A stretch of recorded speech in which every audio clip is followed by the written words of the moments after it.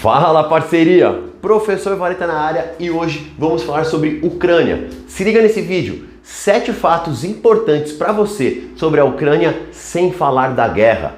Isso mesmo, sem falar da guerra. Então, sem enrolação, vamos...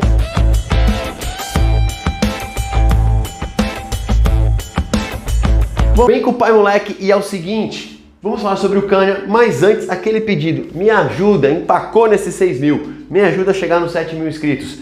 Se inscreve no canal, curte esse vídeo, cara, eu monto lousa, iluminação, edito vídeo e você nem para apertar o botão do curtir, então curte esse vídeo e fortalece o canal. Vamos que a Ucrânia é um dos países que você mais ouviu falar ao longo do ano. Talvez você nem soubesse onde fica a Ucrânia antes da guerra começar. E hoje você só ouve falar dela. Então, vamos lá, alguns fatos importantes sobre a Ucrânia. Primeiro fato, a Ucrânia tem um dos solos mais férteis do planeta, chamado de Chernobyl. É um solo muito escuro e com altíssima produtividade, o que faz dela um grande produtor agrícola da Europa, certo? Ela tem uma produção agrícola extremamente importante para a Europa e em alguns casos para o mundo. Ela é uma das grandes produtoras de trigo, certo? Para fazer pão, para fazer massa. A Ucrânia e a Rússia juntas produzem aproximadamente 1/3 de trigo do planeta, que é um dos produtos aí que acabou entrando em alta com o conflito. Vamos lá. Segundo fato, a Ucrânia é o maior país 100% europeu. O maior país da Europa é a Rússia, só que a Rússia é um país euroasiático, que vai, você que gosta do ouro aí, vai até lá Vladivostok. Pegando o território 100% europeu, a Ucrânia é o maior país. Então, galera, vamos saber que a invasão à Ucrânia não é invasão num paísinho pequeno da Europa, não é uma Letônia, uma Estônia, Portugal, países com pequena dimensão. É um país grande, certo? E isso aí, para o próprio conflito, dificulta mais para quem está invadindo. Vamos para o terceiro. Fez parte do Império Russo e da União Soviética. Aqui é importante.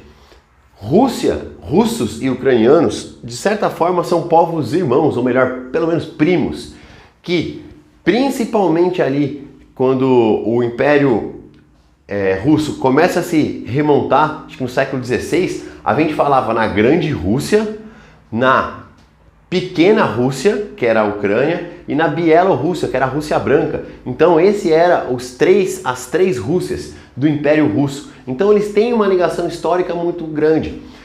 Também essa ligação histórica fez com que Stalin desse um pouco mais de autonomia à Ucrânia, enquanto eles ficaram juntos durante a União Soviética.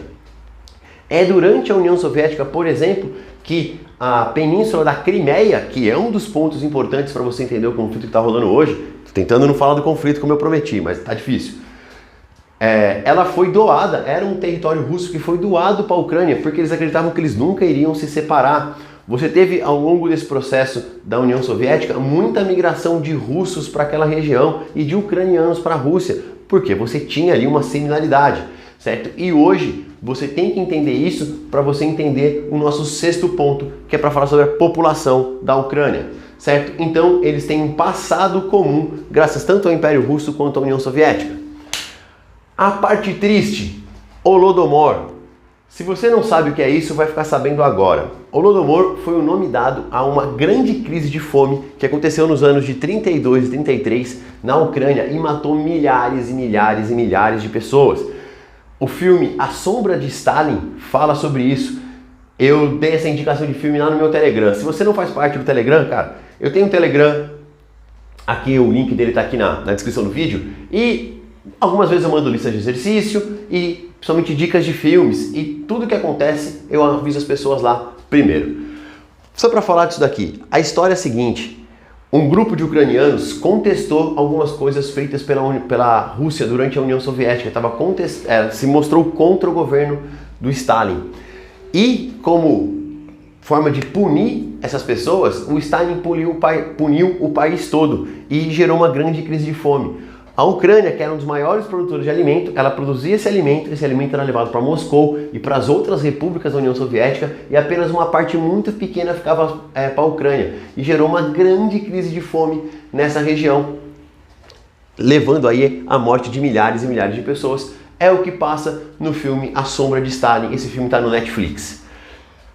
Ainda dentro do processo da União Soviética, o quinto fato é lembrar de Chernobyl. 1986, você tem o maior acidente nuclear da história e ele é na Ucrânia. Você ainda está ali ao final da União Soviética, né? Já está ali nos momentos finais dela, já uma crise bem acentuada, mas você tem ali o acidente de Chernobyl sendo o maior acidente da história. A Ucrânia era uma grande herdeira dessa questão nuclear da União Soviética. Ela, em algum momento, chegou a abrir mão, inclusive, das armas nucleares que ficavam em território ucraniano. Ela tem outras usinas nucleares até maiores que Chernobyl. Se você não viu ou conhece pouco sobre Chernobyl, tem ali aquele seriado da HBO, Chernobyl, com o próprio nome. É uma minissérie, se não me engano, acho que são 8 episódios, 6 episódios, sei lá. É muito bem feito, é baseado num livro, mas você consegue ter aí uma visão. É lógico que é dramatizado, todo mundo que conta uma história coloca seu ponto de vista, mas você tem ali um pouco sobre o que foi Chernobyl e como isso impactou a região. Então, nosso quinto fato, o acidente de Chernobyl em 86. Sexto fato, população heterogênea. O que eu quero dizer com isso?